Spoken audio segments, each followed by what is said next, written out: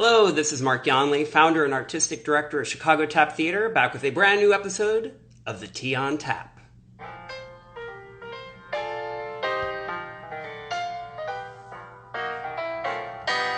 Lace your shoes, ball change for landmark. Yeah, at least got the tea on tap. CT Square is where it's at, my love. Nobody near us to see us or hear us. No friends or relations, a weekend vacation. We won't have it known, dear, the Leona telephone, my dear. Today we have the amazingly talented young tap dancer Karissa Royster. Most recently, a few years ago, just seen on Broadway in Shuffle Along. You better believe we're going to be talking about that. She is. You started in one hot second. Thank you. I see we already have some people with us. Thanks for joining us. Hi. Hello, how are you? Good. How are you? Can you hear me okay? I can hear you perfectly. Okay, Can you great. hear me okay? I can. Good. My mom said that on the test yesterday I was too loud. Oh, okay. Well, I went back and watched and I was like, I sound kind of low. So I'm trying today with my AirPods. So stop me and let me know if there's ever a problem with volume, I will Mom. certainly do that. Aw. You know, Karissa, one of the things that's unique, before we even do anything, you're one of the few guests that have been on here that I have known since you were young. Like, I mean, you're still young, but like since you were like a kid. I know. That's why I was like, this is so full circle because, Aw. like I met you going to CHRP and taking class from you when I was in YTech, so it's really awesome to be here with you and for you to have me. Well, it's such a thrill. And the first thing I always ask people, where are you? Do you mind giving people a little look around of what your life is like right now? All right. I'm in my childhood home right now. So there's like, I don't know how well you can see from this angle, but this is my childhood home. I can show you out of this very dirty window that has lots of cedar pollen. But I'm in San Antonio, Texas, and I just got back from New York City yesterday and gonna be here for the holidays. So, yeah. Aw, so lovely. And show me your mug. This is my mug. Can you see it with the lighting? Let's see. Let me It says, see. love yourself. Oh, Love yourself. what a nice message. We could all use a little bit of that right now, couldn't we? I agree. I agree. Bad things happen when people don't love themselves. So, Ah, you know, yes. I am rocking the holiday pug mug. cute. I love a pug mug. Very cute. Love the little scarf. Yes. So, I want to jump right in here. Tell us, what is your first experience that you remember with tap dance, either as a student or a viewer?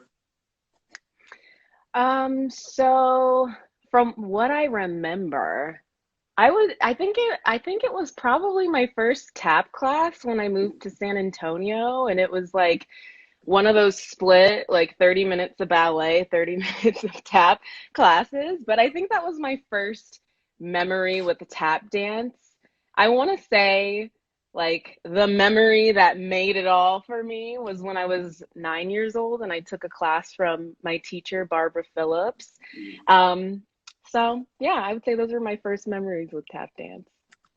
I love it. So, walk us through, who were your primary teachers growing up, and if you know any of their lineage, feel free to share that too. You know, I've known Barbara for 2 decades at least. I don't know if I know who she studied with growing up. Yeah, you know, I hope that she gets on here and corrects me if I'm wrong. But my understanding is that she's been heavily influenced by Diane Walker and Sam Weber. And I know, like, I remember in tap class, she talked a lot about Fred Strickler Mm. and her time in Chicago with Lane. So, from my understanding, those have been her influences, and I would say she's been my main influence in tap dancing. I actually started out figure skating when I was like 4 years old. I lived in Colorado Springs, and my dad had retired from the military after 21 years, and so we relocated back to San Antonio where I was born. And there was no figure skating rink because it's Texas and it's hot.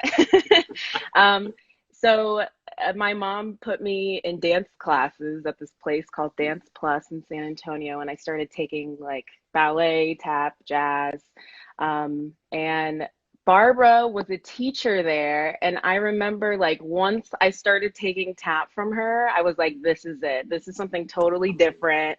It makes sense on another level to me. And I kind of stuck with it with her from the time I was 9 until I joined her youth ensemble company when I was 12. And through dancing with Barbara, she like I went to her tap festival, Third Coast, for the first time, and met people like Lane and Diane Walker. And I was like, wait, there's this whole other world outside of my dance studio that I had no idea about. So yeah, I would say she's been my main teacher, and through her, I was exposed to many different artists. Beautiful. Is there anything that Barbara says a lot that still sticks with you? Is there anything she kind of that you've heard her say Um, over and over? I I was like thinking there's many things, but something I've been thinking about a lot lately was I remember when this was before I was in the ensemble, so I had to be like between ages 9 and 12. But I remember we were having tap class and she asked all of us this question. She was like, are you a speaker or are you a listener? And it was pretty abstract for like what my understanding of going to dance class was, but I remember it really stuck with me, and I was like, huh, am I a speaker or a listener, and like what does that mean, and why is my tap teacher asking me that?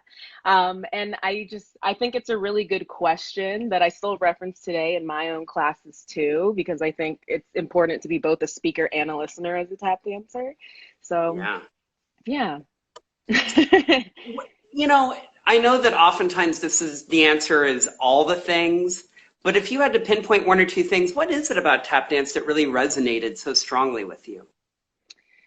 Um, so I loved Barbara's tap class because I didn't have to wear a leotard and tights. And she like never told me exactly how I was supposed to move my body or my arms unless it was like for a specific way of getting a sound out. Um, and it was also like the music. I grew up playing an instrument. I grew up playing the flute, and I was in band. I was a drum major. So, That's awesome. um, yeah, but it was like the musical aspect that I really enjoyed. And for me, tap dance was like this amazing marriage of what my understanding of physicality and dance was and music. It was like this musical manifestation of like physically what's happening in your body. And that's what always really drew me to it. I love that. You know, so this is a little more of a philosophical question. Every dance form, you know, we all throw around the word technique. And I feel like in a lot of Hmm. dance forms like ballet or modern, it can be very specific. And there's even like specific techniques, Vaganova or Russian or whatever. Hmm. I'm curious, what does technique mean to you within the context of tap dance? And how do you apply that to your own work? Like, do you think about where you're creating movement, or what does all that mean to you? To me, technique in tap dance is the way, like how you physically need to approach the floor in order to get the sound you want. So I would say that sound is the most important thing, but technique is the way by which you get there. And like with Barbara and with other teachers I've worked with, I've explored like relaxed technique, which Sam Weber does a lot. And I would say right now in my life, I'm pulling from all those influences, but I think it also just depends on the dancer and the dancer's body and what they individually need to do in order to get the desired sound. Hmm. I love that. That's a great answer. Um, I'm wondering, I want to talk about some more like individual and personal things to you. So first off, was it 4 years ago, you had the experience that every dancer I think dreams of, especially when they're young, growing up, you know, studying dance. and you had your Broadway premiere. Um, I did. I want you to tell us all about that. I want to hear all the things. I want you to start though by talk about how did you get cast in that?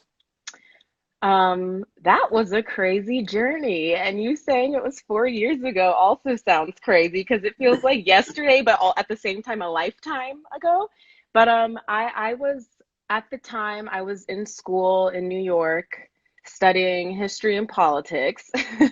But I was still dancing, like taking class from Derek Grant at Steps, and I was also performing on Monday nights at the Cotton Club in Harlem with Dermisha's Sophisticated Ladies, which was amazing. And it was like amazing to get to work with Dormisha and see her perform every week. But I, there was like one evening where people were like, oh my goodness, Savion's here. And in my mind, I was like, this Savion entity that I like know about, but like had never like experienced in real life and didn't know that I could experience in real life. I was like, okay, this is crazy and exciting and nerve-wracking, but very cool.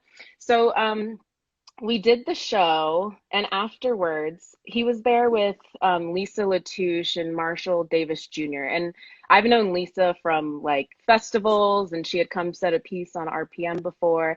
And I had recently met Marshall through his Sunday school classes that I had been taking. So Lisa, I said hi to Lisa, and she was like, "Oh, Karissa, this is Savion." I was like, "Nice to meet you. I'm Karissa," and that was it. And then I went home. And then 2 weeks later, I was sitting in class at NYU, and I got an email from the public theater that was like, "Hi, this is so and so. We're interested in having you participate in this developmental workshop with Savion Glover and George C. Wolfe. And it's these dates at these times. Are you available?" And at the time, I was in school full time, so I was freaking out because I was like, "How am I going to make this work?" But I made it work somehow.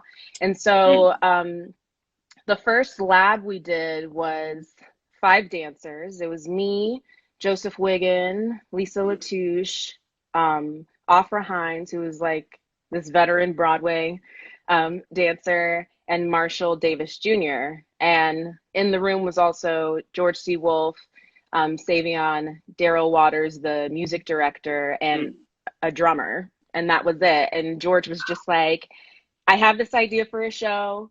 Let's just try some stuff out." And we just started working on a number, and that was like maybe 3 weeks. And in my head, I was so green and ignorant. I was like, "Oh, I'm doing this boot camp with Savion. How cool." Like, not really thinking about what this could become and just really enjoying the moment, I guess. And like, I guess it kind of worked out for me better that way, that I didn't know what I was doing because I was just like being present and doing it. So then that wrapped up, and they were like, "All right, thank you. Thank you so much." We like didn't really know what was going to happen. And then a couple weeks later, got another email. We're going to do another lab. They added more dancers, dancers that I had recognized in Broadway shows. And I was like, "Oh, okay. Like they just had me in here to try it out. And now these are like the real deal dancers coming in." Got it.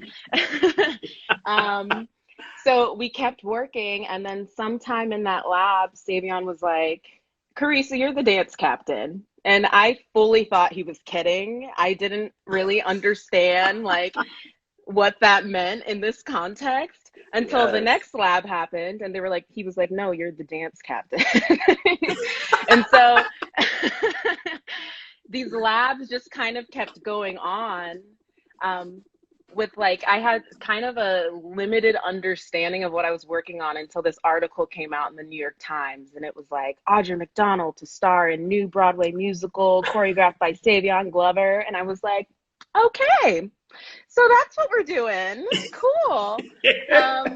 So we did labs from like, the first one was October 2014, and then we started official Broadway rehearsals in January 2016, and then we opened in April. And so I Wow. never like really auditioned. I got lucky and like got in on the first try, the first round, and Yes. they kept me. So that's how my experience was. I love it. So we have a few things to unpack out of that. First Yeah. off, how cool. What a great story.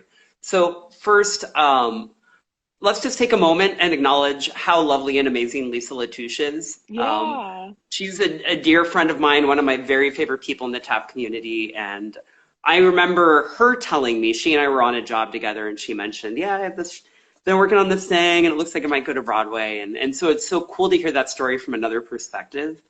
Um, Secondly, I love the fact that you didn't go to a cattle call audition.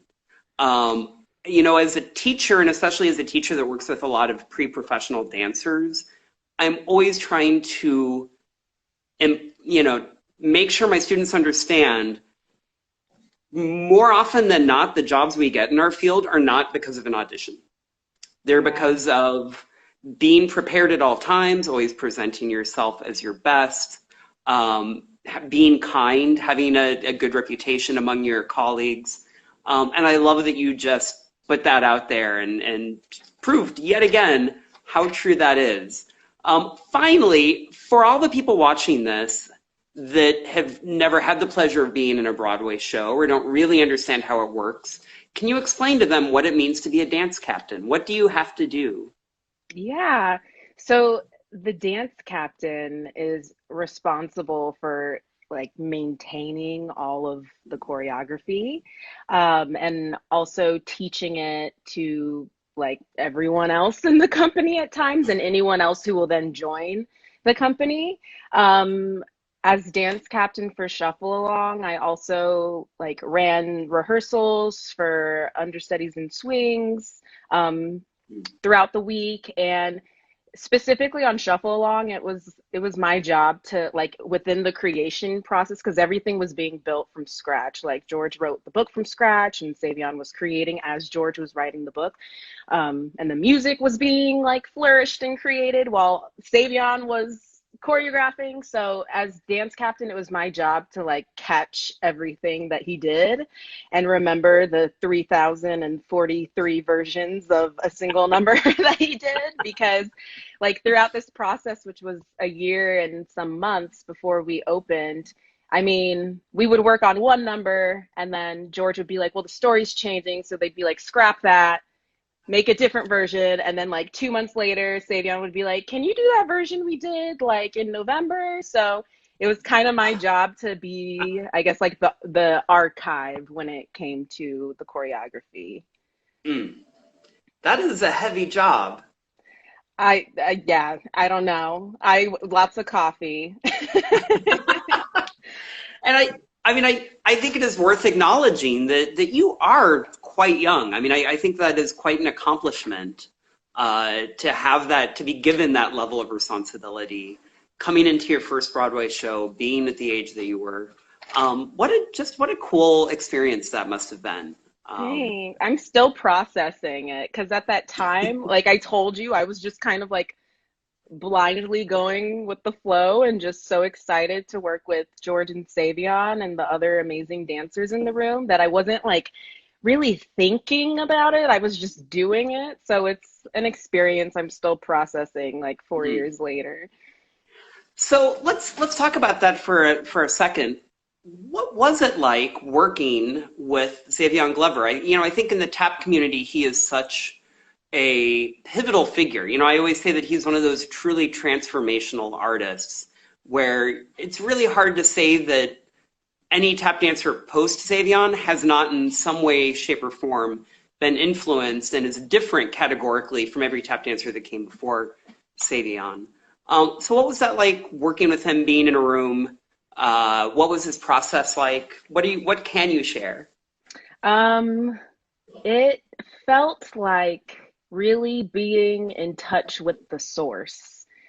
Mm, And I feel like I've heard people say, like, this dance is sacred. And I feel like I finally really understood that working with Savion and both with Marshall Davis Jr. Um, he he's just like he has so much knowledge and so many like nuggets that the people who he learned from have given to him and passed on to him. And it's just like the way he teaches tap dance is like he's teaching about life as well. Um, he's like someone that you always have to mentally be on your toes with when you're in the room, because it's like, yeah, you just never know what you're gonna get, and you never know why you're getting what you're getting, but there's like a method to the madness. And yeah, I would just say that I feel like I really started to understand what that means, that tap is sacred, when I worked with Savion. Mm. What surprised you the most about dancing on Broadway? I'm sure you would imagine at some point growing up what it would be like to kind of tread those famous boards, and how did the actual experience compare to your expectations, and what didn't you see coming, or what really thrilled you? Yeah, I've always liked musicals. I never saw myself in them. And I never saw, I mean, not never, because of course there was like Noise Funk and Jelly's Last Jam and Black and Blue, but I feel like I rarely saw the style of tap dancing that we do on Broadway. So I've always enjoyed Broadway, but I just never thought that I would be on it ever. Um, so it was just, again, going into it very blindly, like I just found myself really captivated by the process of making a show from the bottom up. And like all the moving parts, being able to sit in those production meetings with Savion and like talking about like the costumes and the lighting and the venue, and like um making a story that makes sense for the audience that's coming. And like, yeah, I don't know, it was just like that. I found myself more captivated by like all the moving parts and how you work with a writer and how you work with a music director, and like creating movement as the musicians are like writing that together. Savion would often Mm. like choreograph, and the music director would be right there, and they'd be going off of each other, and that's how the song would be made. So that was a really cool aspect. Um, Something that surprised me was like, I guess it never hit me about the 8 shows a week. And because I guess I've done more like concert dance. So Hmm. you might have like a limited run, and I feel like with concert dance there's more room for like improvisation and whatnot. But with this show, it was like, this is set in stone, this is how it looks like. At the end of the day, you're selling a product. Hmm. So in a sense, it needs to be like cookie cutter 8 times a week.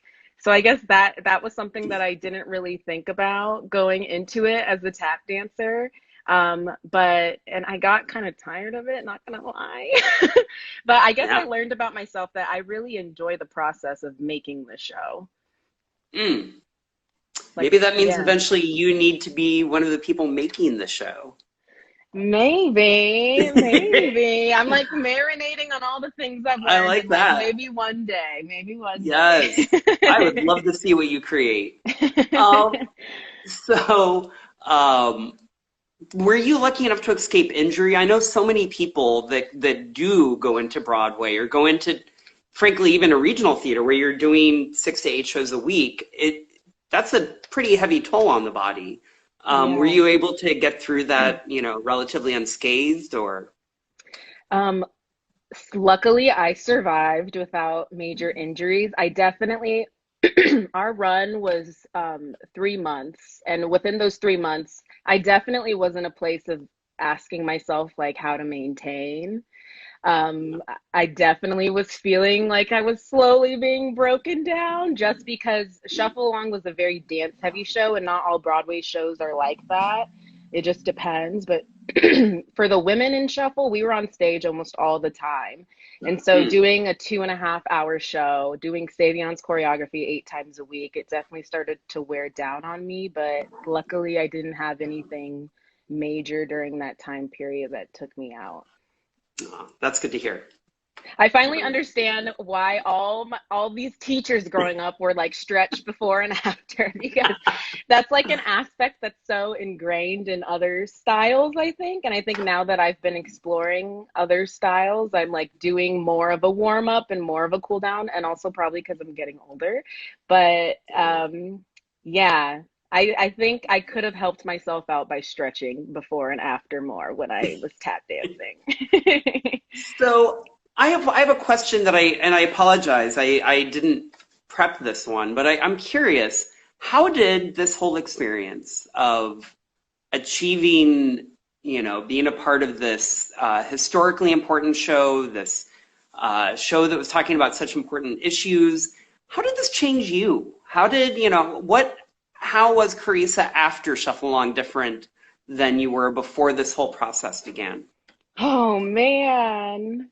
I know Um, that's a tough one. I apologize. there's just so much in there.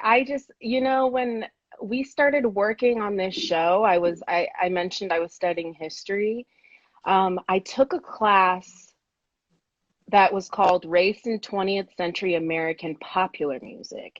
And so it was Mm, like tracing the history of song and dance in the United States from the beginning of American slavery up into like James Brown, I'm Black and I'm Proud.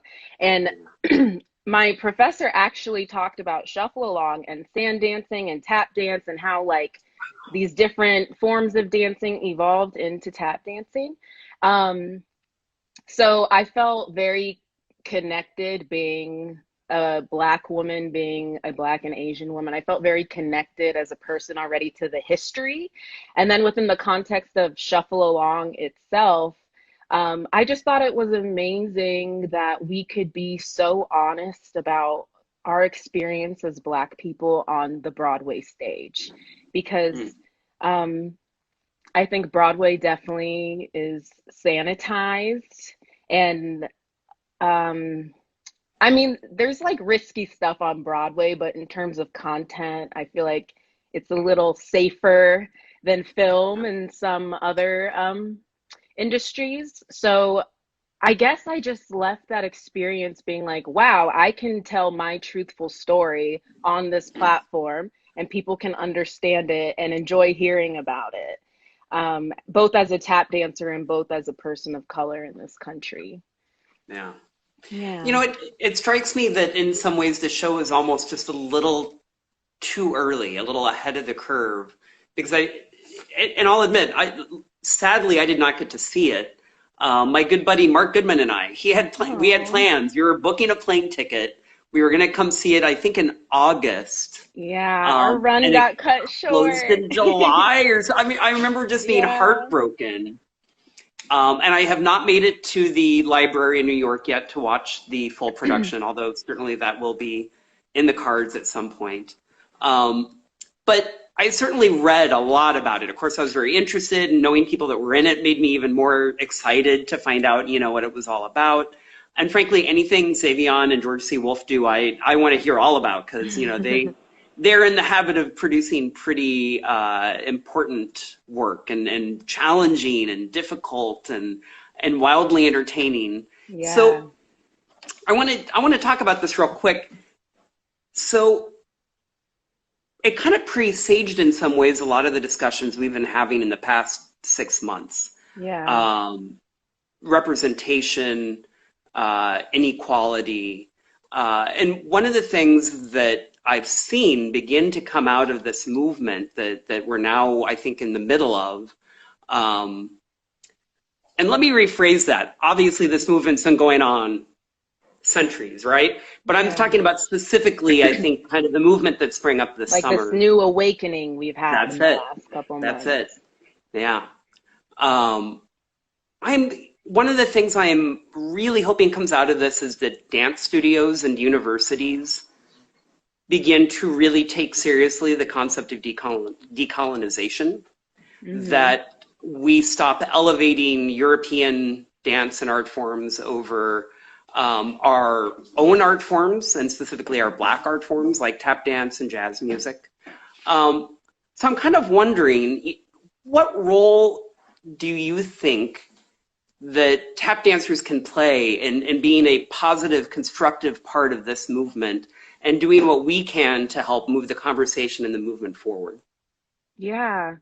Um, I think so. I've been working on another project in New York, and I think from my understanding, maybe I'm totally wrong, but from my understanding, I feel like as tap dancers, we think that it's like selling out by entering certain spaces or by Mm. choosing to work with certain people. And so I guess for me, I think it's important that we, as tap dancers, we bring all of our skills beyond tap dancing, whether that's like your reading and writing and speaking skills or your business management skills or whatever it is, that we bring that into the work that we're doing, and that also we're not afraid to enter certain spaces to gain knowledge about how those spaces operate.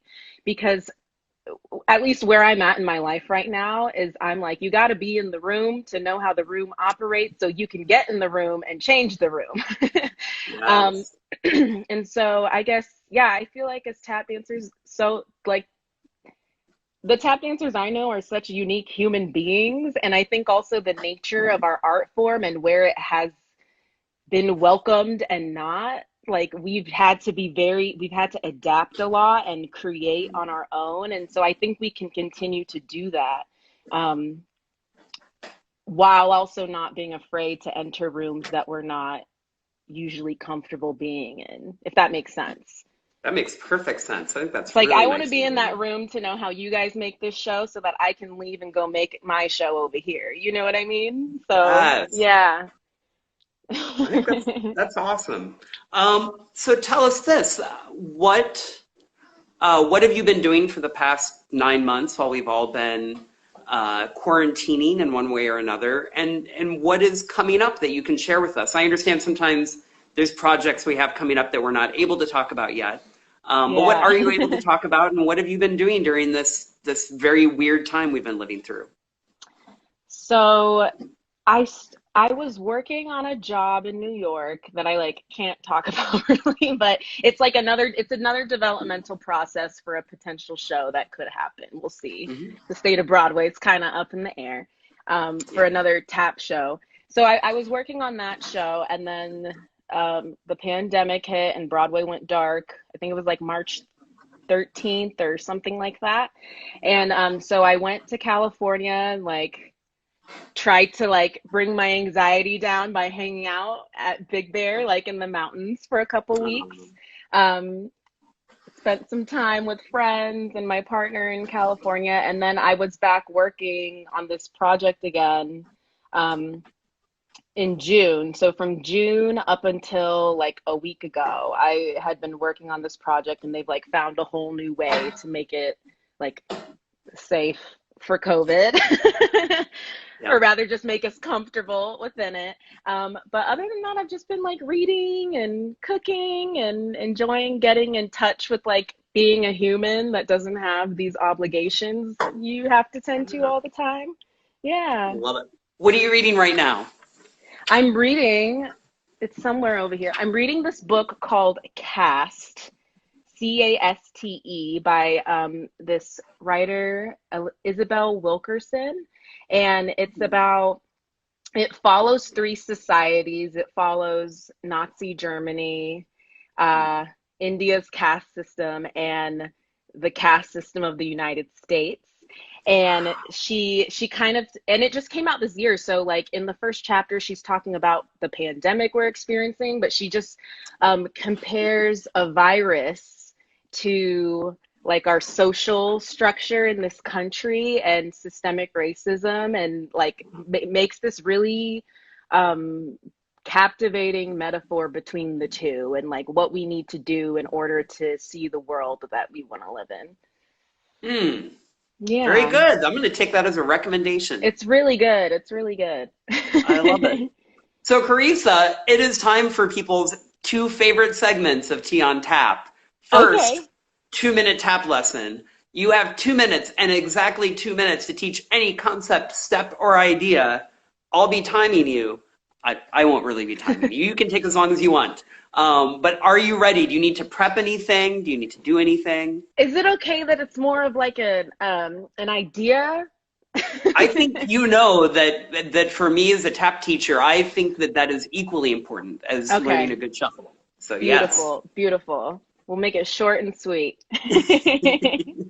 do it. So, alrighty, so something that I've been talking about with people in my classes has like really diving into the idea of tap dance as a language.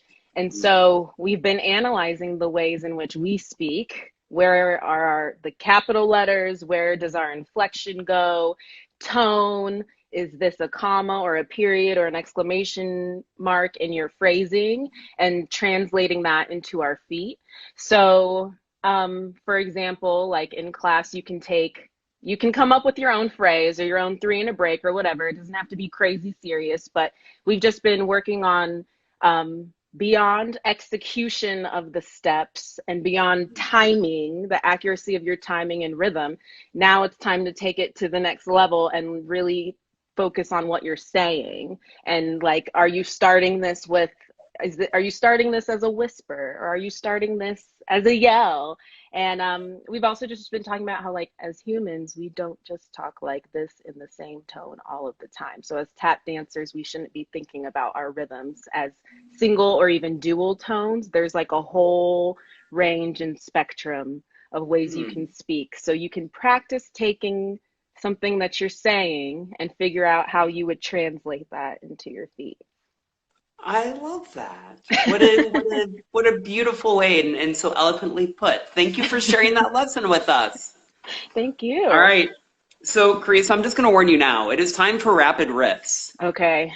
And some of these questions aren't easy. And I'm not going to lie. Some of the people I've interviewed, and I've been lucky. I have interviewed a lot of amazing artists. I don't know if you've had a chance to look at our archives, but Michelle I have. Dorrance and Derek Yeah. Grant and Jason Samuel Smith and Chloe and Sam Weber and Heather Cornell, like a real broad cross section of the finest artists in our field. It's an honor And to so many be of them. here. And Yeah. you. Well, No, you no, are not exactly where me. you I'm should just be. saying it's an Nope. honor to be No, I know what you're amongst. saying, but I also know what I'm saying, and I'm saying you're exactly amongst the company you should be amongst. Well, If I thank can use you. amongst in that way. I don't know. I won't let the grammar police know if it's wrong. So here's the deal, though. Even among these amazing, talented legends who I've known for decades and look up to and love, so many of them have struggled with some of these questions. So let's see how we can do, Karissa. Are you ready? I'm ready. All right. Question one. What tap shoes do you wear? Capizio K360s. 2, taps, tight or just a little loose? Tight. 3, favorite song to tap dance to? And yes, one song. Right now I'll say Take Five by Dave Brubeck. 4, favorite composer? Nina Simone. Ooh. Do you know, I'm just going to sidebar. I saw Nina Simone live here in Chicago in 2000. It was right before, it was within Wow. about a year before she died. And it Wow. was I mean, I'm a person who likes to be swept away by art. So like I'm an easy crier when I see like amazing things. But I'm not gonna, I think I lost it maybe 4 or 5 times. She did Little Girl Wow. Blue. Oh, And for me, her version of Little Girl Blue is one of the most heartrending. Anyway, okay. So she's yes for the iconic. Nina She's Simone. iconic. Oh, she demanded a standing ovation after every song, and See, she I wanted wouldn't to go ask on. you. I was like, was she like, Oh, she talking was to the a diva. audience and being She had wild? like a yeah, she had like a wand with like feathers and stuff. And after every song, if she didn't get a standing ovation, she would stand up and wave it around until people stood up. And And she could amazing. do that because she's Nina Oh, Simone. she had earned it. Yes. Okay, moving on. But thank you for that answer. Love, love, love. Yeah. Number 5. You're in 4/4 time. Do you count in 4s or 8s? I think my natural inclination is to count in fours, but it also depends on the like rhythmically what we're doing. Sometimes it makes sense phrasing wise to count in an eight and make it feel longer, and sometimes the 4/4 is cool. Excellent. 6, favorite tap dancer to watch who is no longer with us. I love watching Jimmy slide, but I also love to watch John Bubbles. Mm, yeah, great choices. 7, don't get mad at this question. Favorite living tap dancer to watch? Dormisha, Ooh, yeah. easy. Yeah, I might second you on that one.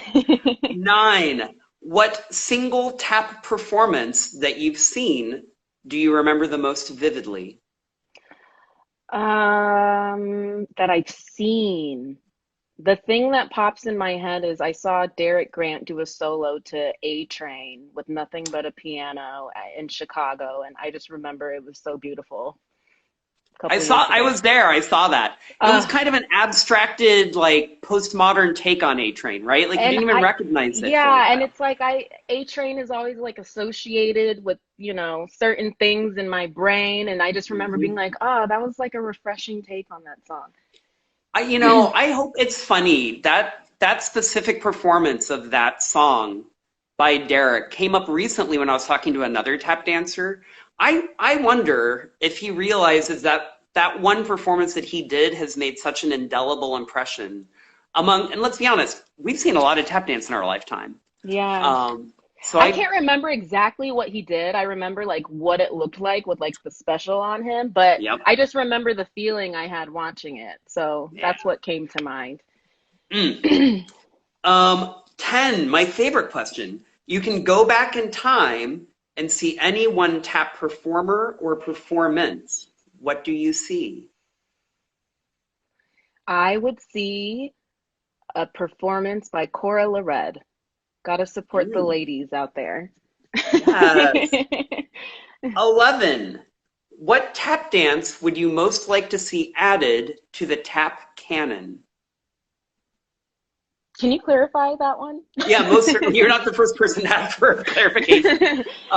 So the canon, those dances that we all know, whether we know them or not, Laura, BS Chorus, Cole Stroll, the Walk Around, Shim Sham, uh, you know, I feel like those dancers are so important because they give us a dance history, right? Like we have our Hmm. spoken history and all that, but I like the idea that there are certain dances that we think are so important that Yeah, we make a point to share them and to make sure that young tap dancers learn them because they learn something about tap dance itself by learning that dance.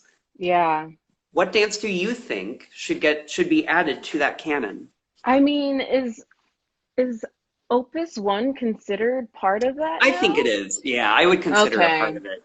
All right. And I would say Oh, it's the that's a most hard exhausting one. tap dance in the tap canon. Yeah, especially like learning it with when Dr. Cromer was in the uh, room. Oh that's good. man, this is a hard one. I don't know, Mark.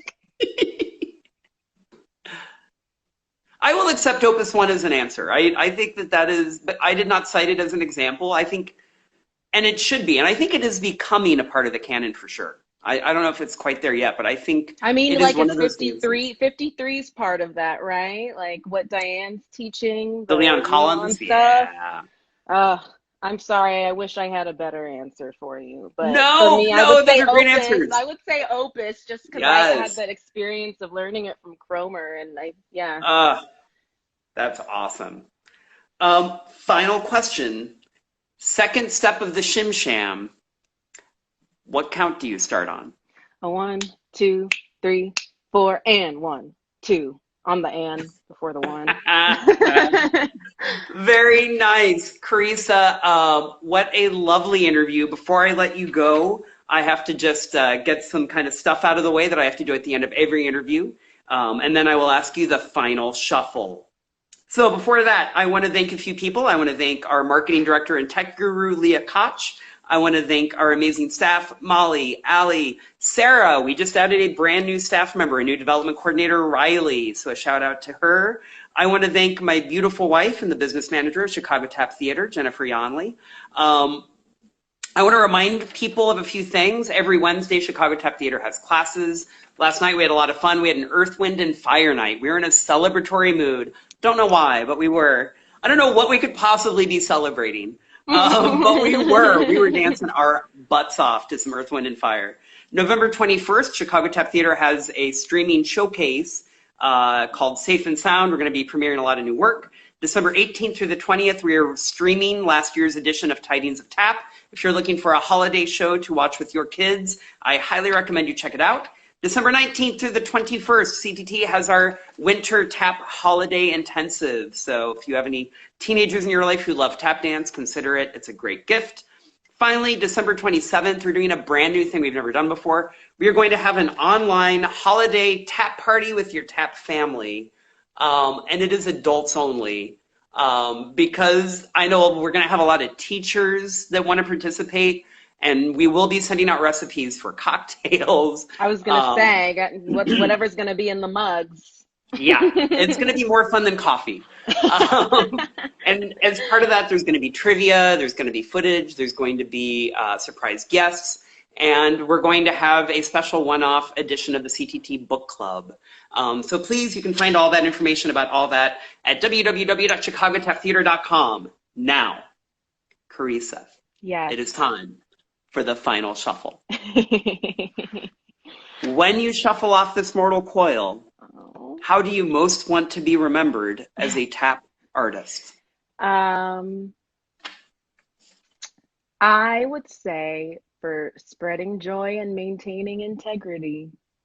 Karissa, there is no doubt in my mind that you will be remembered for that and much more. Thank you so much for sharing this time with me. It really was a special hour.